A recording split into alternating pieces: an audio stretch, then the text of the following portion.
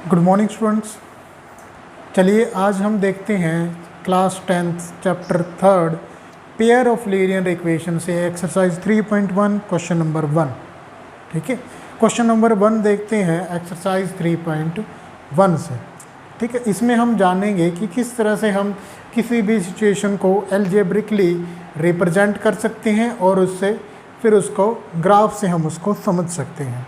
ठीक है, चलिए शुरू करते हैं। मैं मुकेश कुमार आप सबका स्वागत करता हूं। ये क्वेश्चन नंबर 1 है। यहाँ पर क्या बताया गया है, Aftab tales his daughter. Aftab एक पर्सन है जो अपनी लड़की को कह रहा है, क्या कह रहा है, 7 ईयर एगो, आज से 7 साल पहले, एगो पहले, I was 7 times age old age you were then, जब 7 साल पहले जब तुम जितने भी साल की थी उससे मैं 7 गुना था। आफ्ताब क्या कह रहा है अपनी लड़की को कि आज से 7 साल पहले तुम जितने भी साल की थी मैं उससे 7 गुना बड़ा था। आल्सो, और ये भी कह रहा है 3 years फ्रॉम नाउ, आज से 3 साल बाद, आई सेल बी 3 times, और आज से 3 साल बाद मैं 3 गुना हो जाऊंगा तुम्हारी एज की। ठीक है, आज से 3 साल बाद जितनी भी तुम्हारी एज होगी उसका मैं 3 गुना हो जाऊंगा। Represent this situation algebraically and graphically, इसका एल्जेब्रिकली सिचुएशन को समझ के उसका ग्राफ बनाना है। चलिए देखते हैं सिचुएशन क्या है।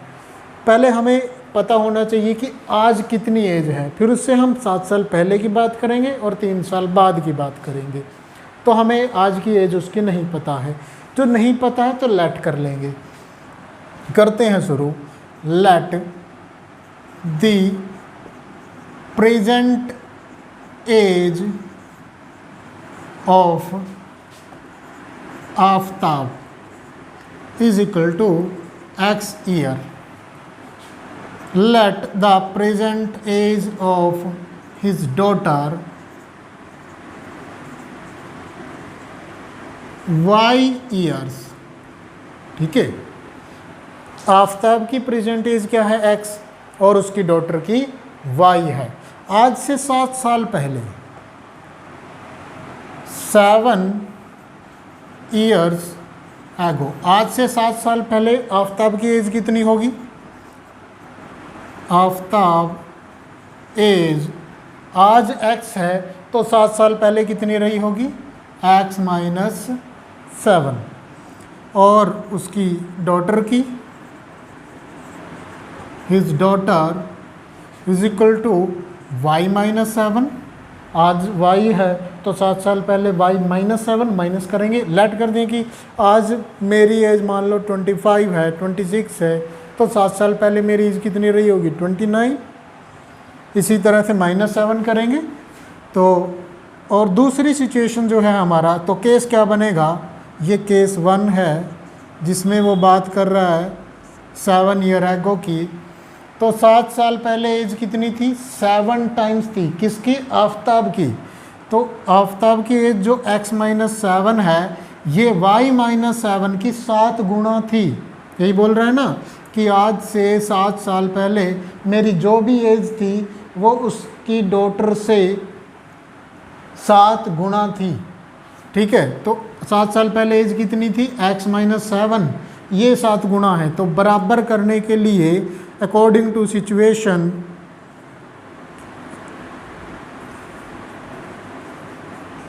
बराबर करने के लिए हम क्या करेंगे, देखो इसकी 7 गुना है तो बराबर करने के लिए इसको 7 से मल्टीप्लाई करना पड़ेगा।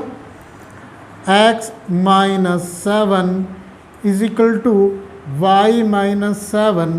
y माइनस 7 और x माइनस 7 बराबर कब होंगे, जब इसको 7 से मल्टीप्लाई कर देंगे। ठीक है, कंफ्यूज नहीं होना है कि आफ्ताब की एज 7 टाइम थी तो y से क्यों मल्टीप्लाई कर रहे हैं, क्योंकि हम इसको बराबर दिखाने की कोशिश कर रहे हैं। तो अलजेब्रिकली इसको रिप्रेजेंट करेंगे, तो इक्वेशन बनाने की कोशिश करेंगे, तो इसको इक्वल रखा, तो x minus 7 is equal to y minus 7 into 7। दूसरी सिचुएशन केस टू में क्या बात की गई है, आज से 3 साल बाद, 3 years नाउ, आज से 3 साल बाद आफताब की एज कितनी होगी,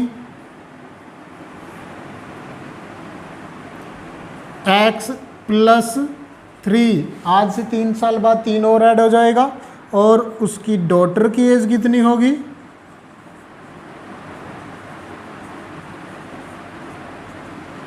y + 3। सिचुएशन क्या कह रही है कि आज से 3 साल बाद आफताब क्या कह रहा है कि 3 गुना हो जाऊंगा। तो बराबर करने के लिए अकॉर्डिंग टू सिचुएशन, बराबर करने के लिए क्या करेंगे, देखो x + 3, 3 साल बाद आफताब की एज, y + 3 उसकी डॉटर की एज से 3 गुना है, तो बराबर करने के लिए किससे मल्टीप्लाई करेंगे, y + 3 से। तो यहाँ पर इक्वेशन क्या बनेगी, x - 7 को पहले y से मल्टीप्लाई करेंगे, फिर 7 से मल्टीप्लाई करेंगे, दोनों से मल्टीप्लाई करते हैं ना, ब्रैकेट से बाहर हो तो 7y - 49 जो क्या बनेगा, x 7y को इधर लेके आएंगे तो x - 7y, 49 को इधर लेके आएंगे तो प्लस, तो -7 + 42 = 0। ये हो गई हमारी इक्वेशन केस 1। केस 2 की बात करें तो x + 3 इसको अंदर मल्टीप्लाई करेंगे तो 3y इधर आके -3 × 3 +9 इधर आके -+3 -9 -6 = 0। ये हो जाएगी हमारी इक्वेशन 2। ये हो गई इक्वेशन 1, इक्वेशन 2 हो जाएगी। इसके बाद क्या करना है, हम इसका देखो एल्जेब्रिकली हमने इक्वेशन को, सिचुएशन को रिप्रेजेंट कर दिया, अब ग्राफ बनाना है इसका। तो ग्राफ बनाने के लिए इसके सोल्यूशन चाहिएंगे, x और y की वैल्यू चाहिएगी। तो कैसे निकाल लेंगे, पहले केस के लिए x y 2 काफ़ी है, 3 भी कर सकते हैं। तो इसकी सिचुएशन के लिए पहले हम x की वैल्यू अगर 0 कर दें तो y कितना आएगा, 42 इधर आके माइनस का, माइनस से माइनस कैंसिल, लेट करते चलो मैं एक्सप्लेन कर देता हूँ। यहाँ पे x को किया 0, -7y, ये रफ वर्क है, ये करने की ज़रूरत नहीं है, समझाने के लिए बता रहा हूँ। तो 45 को उधर लेके जाएंगे तो -45, ये माइनस से minus cancel, y = 42 divide by 42 है, 42 डिवाइड बाय 7 6, तो y कितना आएगा 6, x की वैल्यू 0 तो y 6। उसके बाद x की वैल्यू 1 पुट कर लेते हैं, 7 पुट कर लेते हैं, x की वैल्यू 7, y की वैल्यू क्या आएगी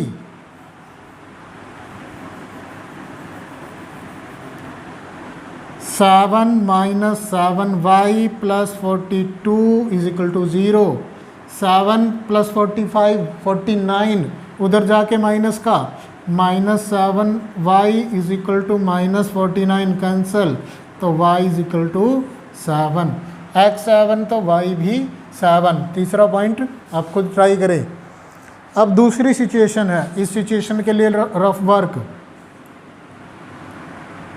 ये है ना situation, x - 3y - 6 value put करो, x की वैल्यू 0, -3y - 6 = 0, 6 उधर जाके प्लस का, -3y = 6, y = -2। बॉक्स बना लेते हैं सेकंड सिचुएशन के लिए, x y, x की वैल्यू 0 पुट करी थी तो y कितना आया -2। दूसरी सिचुएशन x को पुट करते हैं 1, 3 पुट कर लेते हैं, x = 3 - 3y -6 = 0। पुट कुछ भी कर सकते हैं, लेकिन सिचुएशन के हिसाब से जो एडजस्ट हो रहा है वो हम पुट करेंगे तो ज़्यादा अच्छा रहेगा। तो 3 - 6 -3 उधर जाके प्लस का, -3y = +3, y is equal to -1। x की वैल्यू कितनी पुट करी थी 3, y कितना आया -1। ग्राफ बनाते हैं, चलिए ग्राफ देखते हैं इसका। x axis, y axis, origin 0 0, ठीक है, ये ओरिजिन होगा। तो अंदाजे से 1 2 3 4 5 6, 1 2 3 4 5 6, माइनस की ज़रूरत है, ज़रूरत है, y में ज़रूरत है, तो नीचे हम एक्सटेंड कर देते हैं इसको, 0 0 हटा देते हैं, -1 -2 -3 -4, ओके।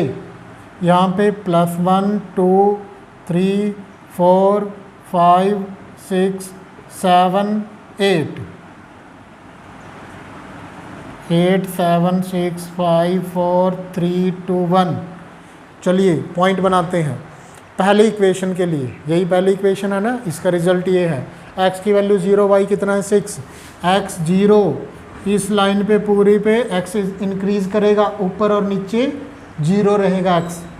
तो जैसे ही हम ऊपर एक्सटेंड करेंगे तो y बढ़ेगा, x 0, लेफ्ट और राइट में y x चेंज करता है, तो y चेंज नहीं, x चेंज नहीं करना है, तो इस एक्सिस पे रहेंगे हम। y की वैल्यू कितनी है 6, ये रहा पॉइंट। नेक्स्ट है x7 y7, x7 y7, ये रहा x7 y7, एक्सटेंड करो तो ये पॉइंट बनेगा, ठीक है। इन दोनों को मिला देते हैं पॉइंट को, ये मिलाए तो ये हमारी एक लाइन बनेगी। हर एक लीनियर इक्वेशन एक लाइन को रिप्रेजेंट करती है, 9th क्लास में पढ़ा होगा आपने। हर एक लीनियर इक्वेशन एक लाइन रिप्रेजेंट करती है, और यही फिक्स लाइन होगी। ऐसे नहीं कि हम यहाँ पे बनाएंगे, गलत हो जाएगा, यहीं से पास करेगी। पॉइंट आप कुछ भी लो, यहाँ पॉइंट लो, यहाँ पॉइंट लो, यहाँ कहीं भी पॉइंट लो, लेकिन लाइन यहीं से गुजरेगी, लाइन चेंज नहीं करेगी अपना रास्ता। दूसरी लाइन, दूसरी इक्वेशन के लिए दूसरी लाइन 0 y -2, ये रहा point. x3 y -1, x3 y -1, ये रहा पॉइंट। इन दोनों को भी मिला देंगे, इस तरह से ये आगे कहीं जाके जो है मिलेंगी, दिख रहा है ना, मिलती।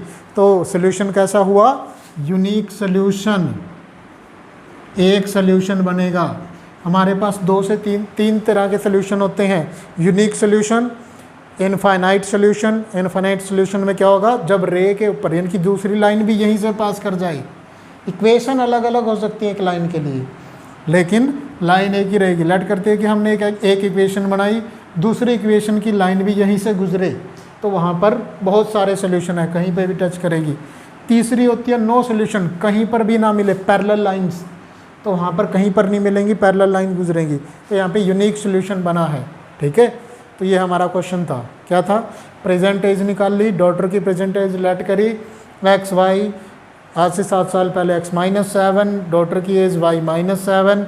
सिचुएशन क्या कह रही है कि आज से 7 साल पहले मैं 7 गुना था, बराबर करने के लिए हमने डॉटर की एज को 7 से मल्टीप्लाई किया, x -7 7y, इसको सॉल्व किया तो ये इक्वेशन आ गई। दूसरी सिचुएशन क्या है कि आज से 3 साल बाद आफ्ताब कह रहा है कि मैं 3 गुना हो जाऊंगा, तो बराबर करने के लिए डॉटर की एज को 3 से मल्टीप्लाई कर दिया, सिचुएशन ये मिली। इनके सोल्यूशन निकाल ले, ये इक्वेशन 1 का है और ये इक्वेशन 2 का है, ठीक है। इस इक्वेशन के लिए एक लाइन निकली, ये पास कर रही है, दूसरी सिचुएशन के लिए ये लाइन निकली। हम देखते क्या है कि ये कहीं जाकर आगे मिलेंगी तो यूनिक सोल्यूशन, ठीक है। एक बार मिलेंगी तो यूनिक सोल्यूशन, अगर लाइन के ऊपर लाइन सुपर इम्पोज करती है तो इनफाइनाइट सोल्यूशन, नहीं मिलती है, पैरेलल लाइन गुजरती है तो नो सोल्यूशन, ठीक है। तो ये हमारा क्वेश्चन 1 था। Thank you.